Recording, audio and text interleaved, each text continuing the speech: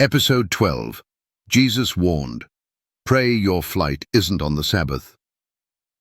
If the Sabbath was going to be abolished, why did Jesus tell us to pray about it?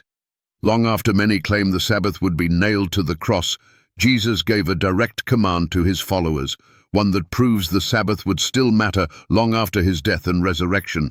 "But pray ye that your flight be not in the winter, neither on the Sabbath day." Matthew 24:20. This prophecy wasn't about his crucifixion. It was about an event that would occur nearly 40 years later, the destruction of Jerusalem in AD 70. Think carefully. Why would Jesus ask his disciples to pray their escape doesn't happen on the Sabbath, if the Sabbath would soon be abolished? That makes no sense. Unless Jesus expected his followers to still be keeping the Sabbath decades later. The Sabbath in prophecy, not a temporary law. In Matthew 24, Jesus outlines the last days, and he places the Sabbath right there, in the future.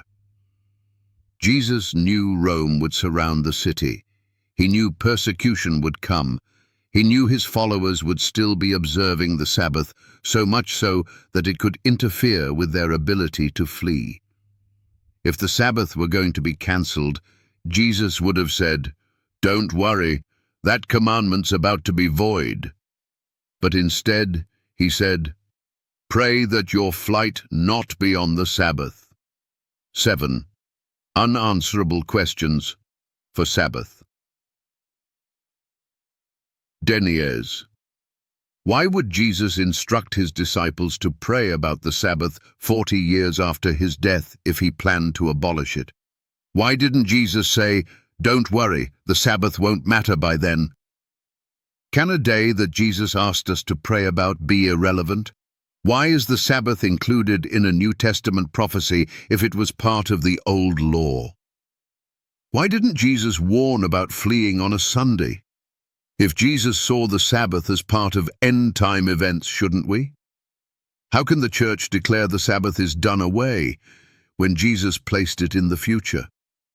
The Sabbath was never a burden. It was a blessing.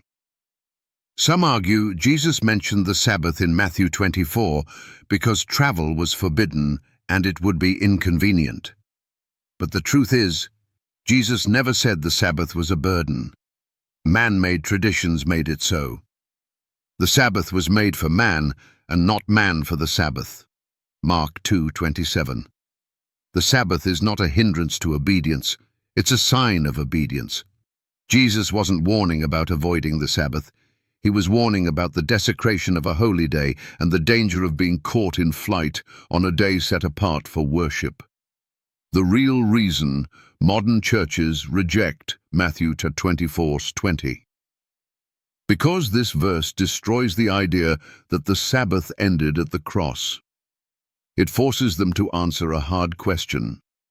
If Jesus said the Sabbath would matter after his resurrection, who gave you permission to say otherwise?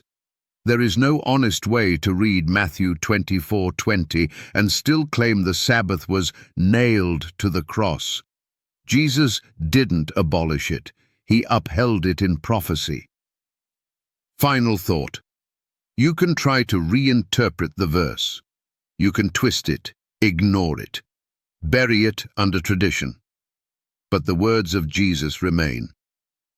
Pray ye that your flight be not on the Sabbath day. If Jesus valued the Sabbath and warned his disciples about it 40 years into the future, if he saw it as part of prophecy, if he tied it to events that would shake the world, then we dare not treat it as a non-issue, because if it mattered to Jesus, it should matter to you.